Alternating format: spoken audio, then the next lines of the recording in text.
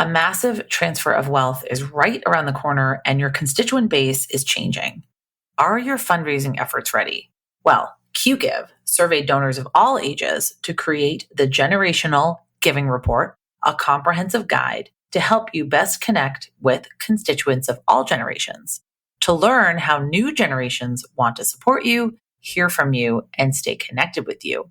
Head to jcsocialmarketing.com/QGive to be notified when the report is released and to receive your copy. That is jcsocialmarketing.com/QGive, QGIV, to be notified when the report is released. I'm so excited to read the findings. And now on to the episode. Hello, and welcome to Nonprofit Nation. I'm your host, Julia Campbell, and I'm going to sit down with nonprofit industry experts, fundraisers, marketers, and everyone in between to get real and discuss what it takes to build that movement that you've been dreaming of. I created the Nonprofit Nation podcast to share practical wisdom and strategies to help you confidently find your voice, definitively grow your audience, and effectively build your movement. If you're a nonprofit newbie or an experienced professional who's looking to get more visibility, reach more people, and create even more impact, then you're in the right place. Let's get started.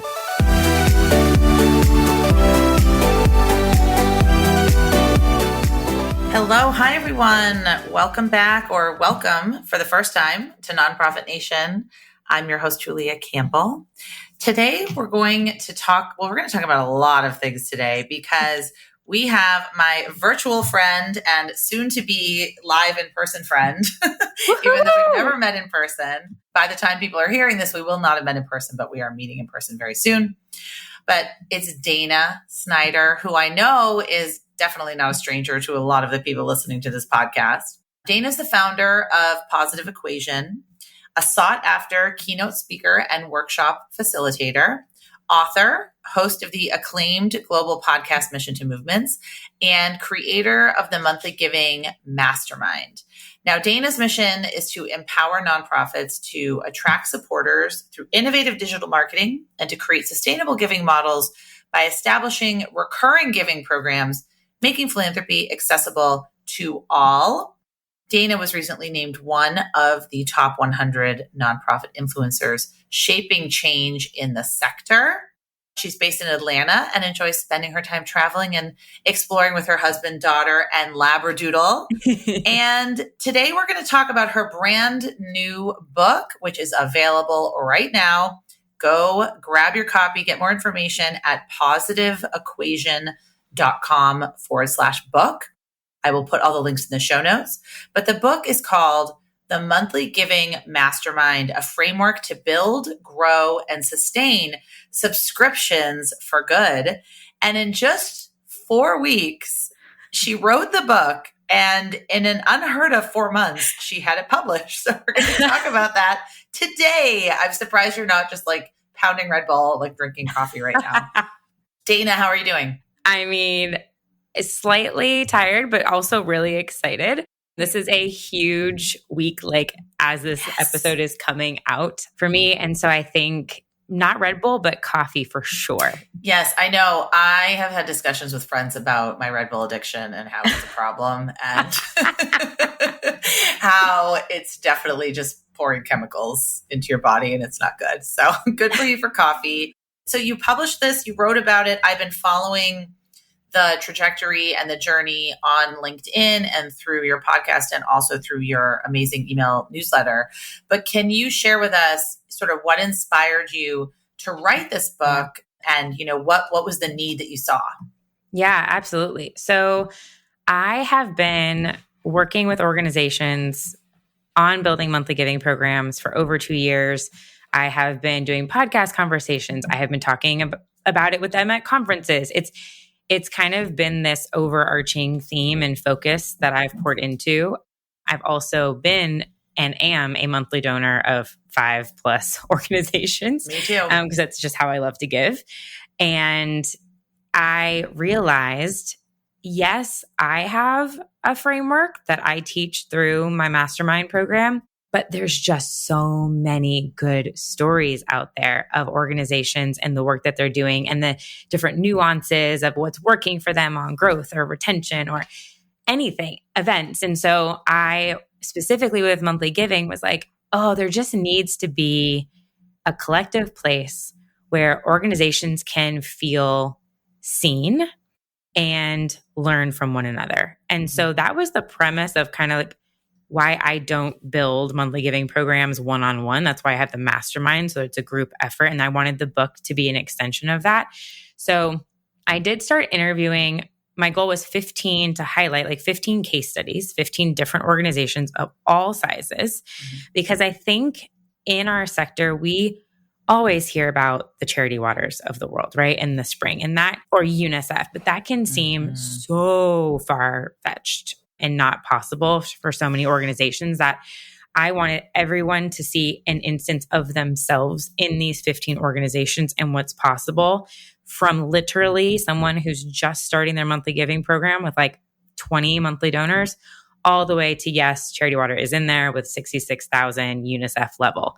So there's quite a range. So it's the purpose of it was sharing case studies within the framework that I teach for everybody to just feel a part of this movement, growing movement of subscriptions for good together. And you're also featured in the Neon One recurring giving report, which I will put in the show notes. Can you talk about that? Yeah. And so they had asked me just kind of the same concept of been working in this specific like niche for a while.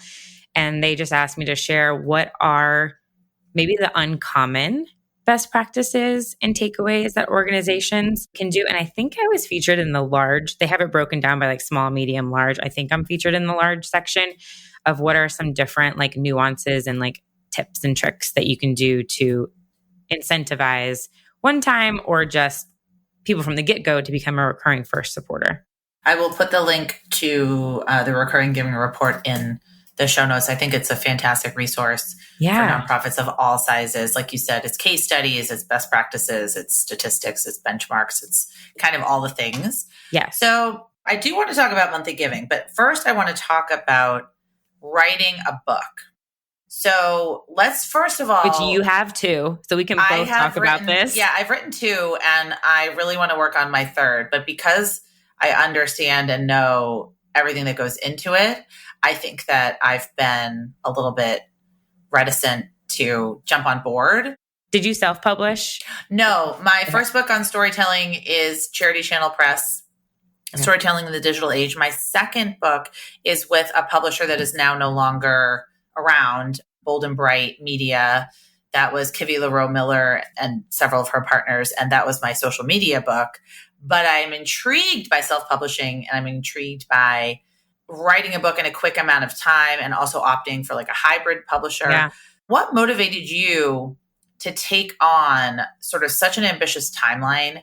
And, you know, how did you manage your time and energy during this process? Sort of like, how did it start and where did it go and how did it end? So I set out for this really crazy, ridiculous goal of trying to write this book when I was on maternity leave. Don't you think maternity leave is going to be so fun? They said, you'll have all this time. And they said, or no one said, but we thought this, right? I know. I don't know why in my mind, I think the preconceived is like, they're just going to sleep a lot and you're just going to sleep. They'll be fine. Yeah. Not exactly what happened. So literally 0 pages got written during maternity leave. Mm-hmm. But I did start doing the interviews. So the crazy timeline was because of the Monthly Giving Summit, which we'll talk about is literally tomorrow when this is coming out, September 5th and 6th, which is super exciting. And so I knew I wanted to align it with the event. That's the crazy timeline. So, okay, I just want to piece this out for people. And the whole purpose actually of this podcast is to showcase the Monthly Giving Summit, but also to show nonprofits that writing a book or consultants or really anybody that has something to say and a framework to share, writing a book is possible. What I love about it is you had a specific purpose for the book. Like it had this specific reason to exist. Yes. And to that point, I am sure, listener, you have a story in you. You have a book in you. And trust me, it felt crazy when I was talking to, and I'll explain the hybrid publishing too, that I didn't know what I didn't know, right? And this goes for anything in life. And I know I am someone who needs an accountability partner to like get stuff done, especially in this type of a time frame. I didn't understand how to upload to Amazon. How do you get listed on a Barnes & Noble website? What is it like to format the interior of a book and the cover? And you just don't know what you don't know. And so I knew I was either going to have to piecemeal together different consultants to self-publish, and that was going to be obviously money out in trying to find all of the designers and all of the people to do the work. And then I was going to have to project manage that process. Or I could go on the opposite spectrum with a publisher, but then I'm not sure what your scenario was, but from talking with friends, they usually take a very large percentage of sales. And sometimes they're not as helpful as like it seems during initial conversations that I've heard with like editing and hearing back from them. And so yeah, book publishing is not what people think. They think it's this glamorous event where you're going to have all these glamorous book launches that you're going to get paid and have an advance and all of this. Yeah. And in reality, I think that's like 1% of people yes. that write books. It really is, the onus is a lot on you and your audience and leveraging like your network and influence. Yes. And so then I was like, okay, what about this middle of the road, which is hybrid? And so serendipitously, I just happened to be having a podcast conversation with a friend who works in public relations in LA. I was telling her about writing a book. And she says, oh, my friend Allie at Copper Books is launching hybrid publishing. You should chat with her. I had known about Copper Books because their company initially started and still is an app that connects readers with authors, creating community. And I thought that's really cool. Would love to talk to another female founder. We jumped on the phone, started to chat. Turns out she originally started her career in the nonprofit world, working on anti-human trafficking efforts, which is my big cause that I'm passionate about. And she did that because she read a book about anti-human trafficking back when it wasn't even in conversation. This is back in like, I think it was like 2010, 2009 maybe, way before it became more culturally discussed. And so we just hit it off. And you still pay. So I pay Copper Books for hybrid because they're doing me a service, right? Like they bring in the designer, they bring a copy editor, they bring in the development editor, they get it published on Amazon. They do all that work, but then they only take $1 per book. Wow. Yeah. I mean, I don't want to go into the specifics, but I do feel like that is amazing. Yes. And pretty unheard of, but that's fantastic. Yes. So I will tell you, like, I negotiated with them and I pay them total about $14,000 to do all of the pre-work. And then they also include in that I get 50 books for me to do like promotional stuff with. There's a whole bunch of marketing call, like all of these, right, deliverables that they give to me. And I'm not, and listen, I think this is what's really important. On the writing side of the book, coming up with like 50 to 60,000 words can feel so daunting. But actually, and I don't know how you felt with this, like getting to 35,000 was actually a breeze because I started with the meat and potatoes, which is my monthly giving framework, which I talk about all the time. I have done webinars on it. Talk about what you know. Yeah, I talk about, so that was actually really easy. And then I just planted in the case studies of the interviews that I had done. And I used AI to help me with that. So I would like upload the transcript of the interviews to ChatGPT and then ask, what's the quote from Kyle at the Tim Tebow about this topic and be able to pull it in. So like that helped me from a time management perspective. And then you add an intro, I have a forward, the end, and then very quickly you're at that 50K mark. So the time frame of writing it wasn't that difficult. It was more like going in and editing it and moving parts and pieces around consistently because you kind of get over your own writing. Oh, I know. And editing is the hardest part. It is the hardest. You want to put everything in it, but then you realize to make it easier for people to digest, you have to streamline it. Yes, but it was so helpful. One thing that I loved is I had a developmental editor, and that's somebody who really looks at it, right? They might not understand what I'm talking about, and that's actually great because they'll say, "Ooh, this paragraph really belongs at the beginning," because it gives context to what you're talking about instead of where it's at. So that was that part, and we can dive more into the writing. But then on the financial side, I just wanted to like wrap that up too and say, I'm not writing this to sell 10,000 books, to be like a New York Times bestseller author. Like that was not my purpose and intention going into this. Mine was more when I'm doing speaking engagements, there is that hand off, right, of something physical. And that's, I love what my publisher says, Allie, about this. She's like, imagine giving a book instead of a business card. The immense impact that that is. And somebody can get to know you and who you are so much more through a 300-page book than anything else that you're going to do.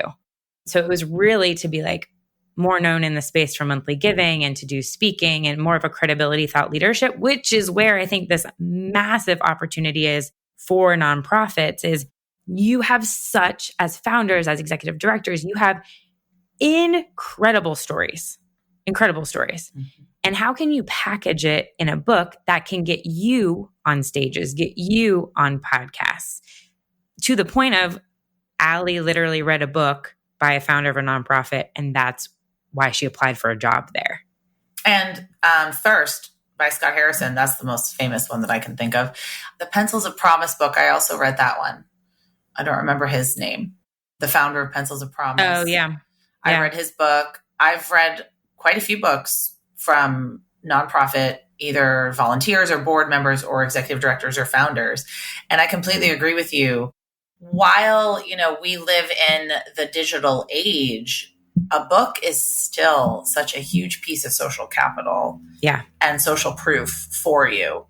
And the best part, I think, of the time that we live in now, and Seth Godin talks about this a lot, he says, you don't have to be picked by a book, like, I'm trying to think of a book publisher. I can't even name a book publisher like Wiley or something like that. You don't have to be picked by a gigantic book publisher. In fact, you probably should weigh the pros and cons of whether or not you want to be. And then also you have a platform. I mean, you can create this content. You can even put it out digitally if you want for the, first, or you can make an ebook and then decide if you want to create like a real print product. But the fact that we don't have to be picked anymore, like we don't have to be, we can pick ourselves and we can choose our own trajectory and journey, I think is so powerful. But it must have been, I know for me, I was suffering some imposter syndrome. Like, did that come into play at all? Oh, yeah. Yeah. I think there's still a fear of, is this going to be helpful? Will people like it? Talking about, you and I are very used to digital and social, and those things can get deleted. If you don't like it, this is like literally out into the world in print, cannot be removed. And so, there's always a fear, like, will you like it? Is it going to be helpful? For sure, all the time. And then I just have to believe that it's going to end up in the hands of people that are going to learn from it and be able to grow, and it's going to help. Let's dive more into the credibility piece. So, we know that for us as speakers and thought leaders, writing a book can add tremendous credibility to what we're doing. But for nonprofits, how do you see it benefiting their mission, benefiting what they're trying to do if they decided to pursue, writing a book? Oh my gosh, huge. One, it is one of the lowest cost ways that someone could get to know you, right? It's usually hardcover is averaging, I think, $27, $28. Mine's going to be for like $22 as paperback. So it's a very low cost available option for somebody to really get to know you. Also, when are you else going to have the opportunity to expand on the topic of what you do in such detail and paint a visual picture and tell massive stories? If you're on stage or in a podcast, right, we're chatting for 30 minutes, that's not as in depth as you can get with a book. So somebody can really feel compelled And it's very personal when you're reading a book, right? It's one-on-one. You're sitting in your spot. Mm-hmm. You're having your favorite glass of beverage next to you. And so there's a really like personal experience from reading a book that it gives, which is really different. It can also be utilized with your partners. Partners can purchase it for you at like a wholesale cost, give it out to all their employees. That's like a nice gift. There's so many nuances. It can help you gain credibility in public speaking, right? Mm-hmm. Getting on podcasts that I had mentioned. So, and I think speaking is one of the fastest ways to also grow and scale, is because people get to see you and hear from you directly, which is huge, and then connect with you after the fact. So there's just like hands down so many ways that a book can add and boost the visibility of your organization and you as an individual thought leader. And we're always trying to boost visibility. Nonprofits are always saying, why are we the best kept secret? Why has no one heard about us? And I always say to them, well, you're really only posting on your Facebook page. Maybe you're sending out some emails. But if you want to get in front of a new audience, then you have to expand what you're doing. You have to maybe go on podcasts, maybe work on getting in the news, or maybe do a webinar or a Facebook Live or something, a LinkedIn Live with another person in your industry that can give you access to their audience. There's all of these ways that we have to kind of think outside of what we've been doing to gain that visibility and credibility, which credibility is completely huge. But let's talk about your partnership with Kendra Scott. A huge fan here of Kendra Scott. I have a 15-year-old daughter, so huge fans of Kendra Scott. So maybe tell me, well, for those of you out there that don't know, who is Kendra Scott, and talk about how that partnership kind of came about and how you created this piece of the puzzle in your go-to market strategy. For sure. So Kendra Scott, it's a jewelry brand, and she is $1 billion business now. Those little necklaces that you see everywhere with the little jewel on them. They're very cute. Yes. Necklaces, earrings, all the things, rings.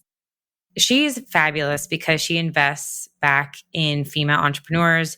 You might know her name because she's guest starred on Shark Tank quite a few times. And so she reinvests into female entrepreneurs, and she has a really big give back program with charities all over the country. And so I've just always really aligned with like the values and what she stands for and what the brand has done. And I ended up actually attending a friend of mine's book launch tour at a Kendra Scott store here in Alpharetta and in Georgia. And at the event happened to be their director of philanthropy and marketing for our region. And I was like, oh my gosh, I have to meet her. And so we just started chatting, and I got to learn more about the work that they do. And I was like, oh my gosh, this would totally resonate with a monthly giving audience on some of like the unique things that they've done. And Amanda Young is her name. She's been on my podcast. She's actually going to be a panel speaker for the Monthly Giving Summit tomorrow, talking about values aligned partnerships. So I just asked her, I was like, do these like book launch things? And she's like, we do give back events. And you could pair that as your book tour. And I was like, oh, I love this. So essentially what I'm doing right now, there's 2 locations in Atlanta coming up on the 7th, September 7th. I am going to have there's champagne and light sweet bites. And then 20% of any in-store purchases will be donated to the Hope Booth here in Atlanta. So it's a local Atlanta nonprofit that I give monthly to. And then in Sarasota on September 18th, I'm hosting one at their Sarasota store, where 20% will be given back to Take Stock in Children of Sarasota County, which is actually the nonprofit I started my career with, which is super cool. So it's actually a give back event. I'm just going to happen to have a table there and do the book launch. The nonprofit is there and going to talk about their charity and invite people. And so it's just going to be like a fun party experience, combining the book with the give back. Oh my gosh. And can people find those dates on positiveequation.com? Yes, I will have information on the book page and on social, all the places.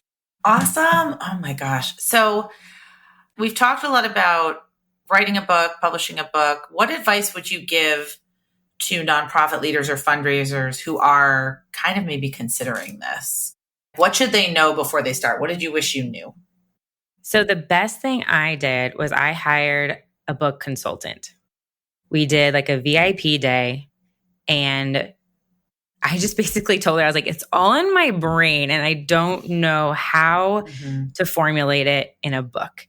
And so by the end of our time together, it was like a morning session. We broke for lunch. We came back in the afternoon. I had originally what I thought I was going to have the book outline was totally different. After talking to her, we had come up with my table of contents. We had talked about what the contents, we had bulleted out what each chapter was going to include. I had my like beginning and the end structured, and we had a full page list of titles that we had talked about and brain dumped on. And so it was interesting actually when I went to my publisher, who I ended up being a publisher, right? And I showed her what I had. She's like, oh my gosh, you're already 10 steps ahead of the game by knowing this. And so then I just had to start.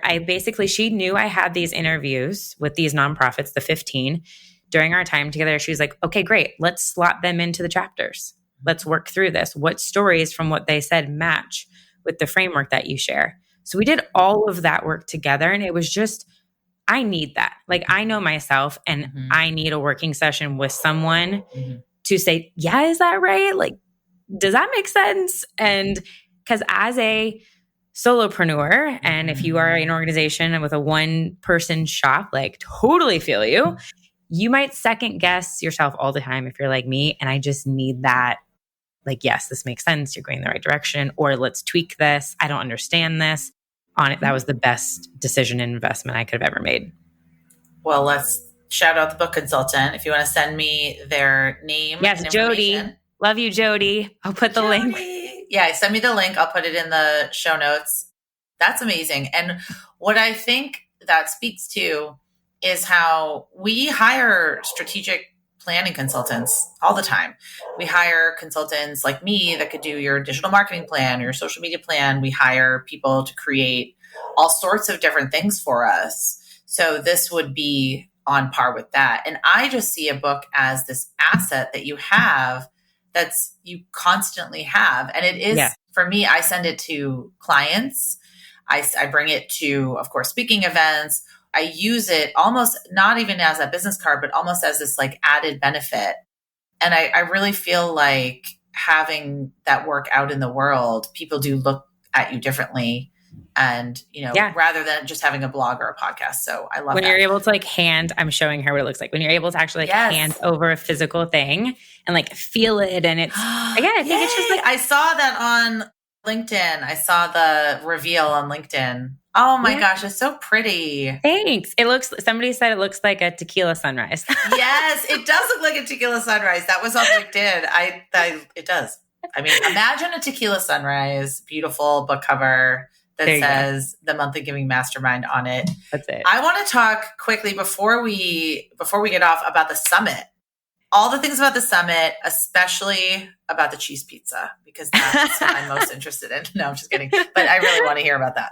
Yes. So the premise of the event, very similar to the book, was there's just so many great peer-to-peer stories out there. I just wanted to highlight them. So I am literally not talking at all. This is not my thing. This is highlighting everybody else. So what I love about it is there are keynotes, which I am super pumped, from Marcus Collins, Ariana Unai, she's the head of LinkedIn for Nonprofits, Rich Fleming, the head of subscriptions for Canva. Shout out to Canva.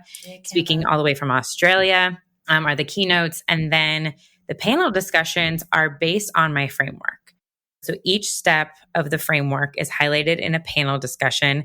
Most of them are nonprofits. And so they are moderating and interviewing each other, which is really cool, of all different sizes. And so just talking about their truths and what they're going through and their experiences. And so, for instance, there was one panel conversation with the Chamber of Mothers, the Hope Booth, and Nourishing Neighbors is the monthly giving program, Feeding Westchester. And so they're all talking about growth. There's another one with Charity Water, UNICEF Australia, IJM UK, talking about tech strategies and scaling.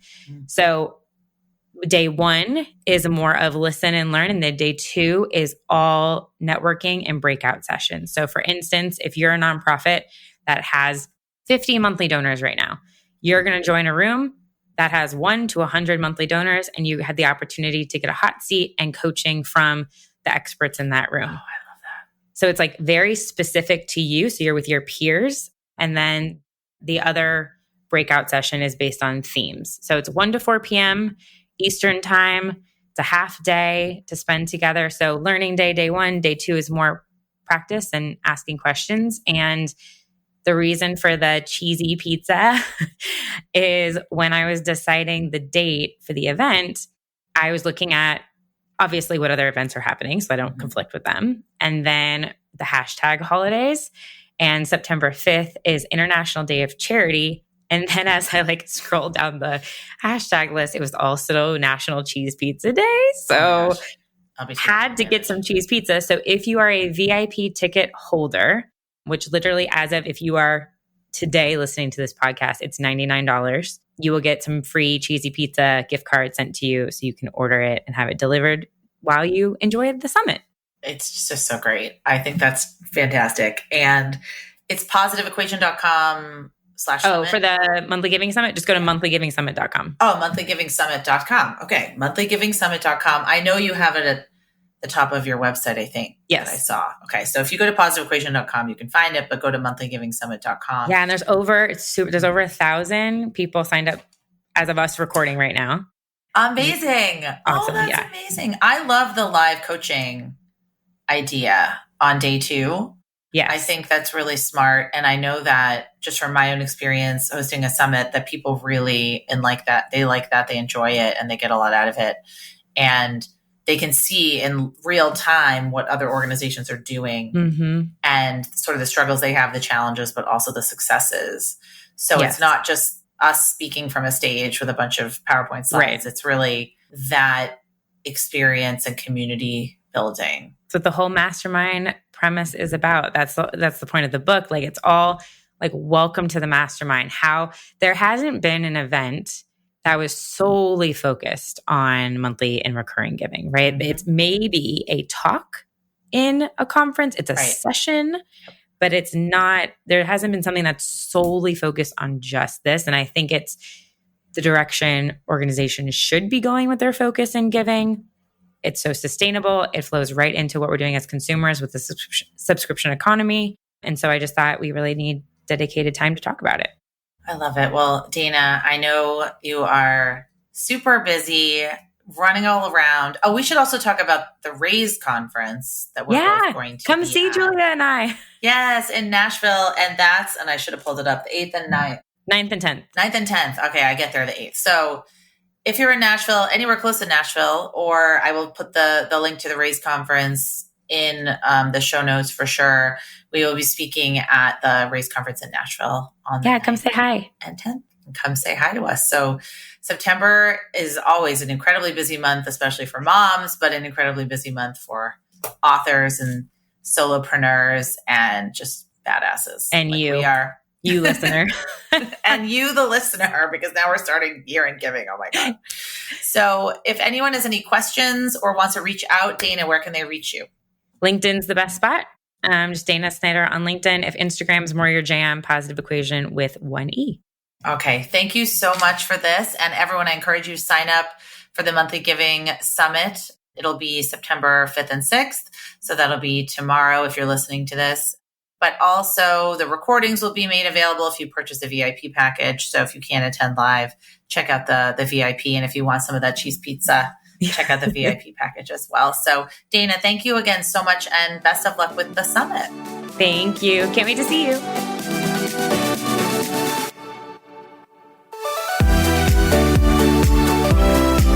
Well, hey there. I wanted to say thank you for tuning into my show and for listening all the way to the end. If you really enjoyed today's conversation, make sure to subscribe to the show in your favorite podcast app, and you'll get new episodes downloaded as soon as they come out. I would love if you left me a rating or a review, because this tells other people that my podcast is worth listening to. And then me and my guests can reach even more earbuds and create even more impact. So that's pretty much it. I'll be back soon with a brand new episode. But until then, you can find me on Instagram at JuliaCampbell77. Keep changing the world, you nonprofit unicorn.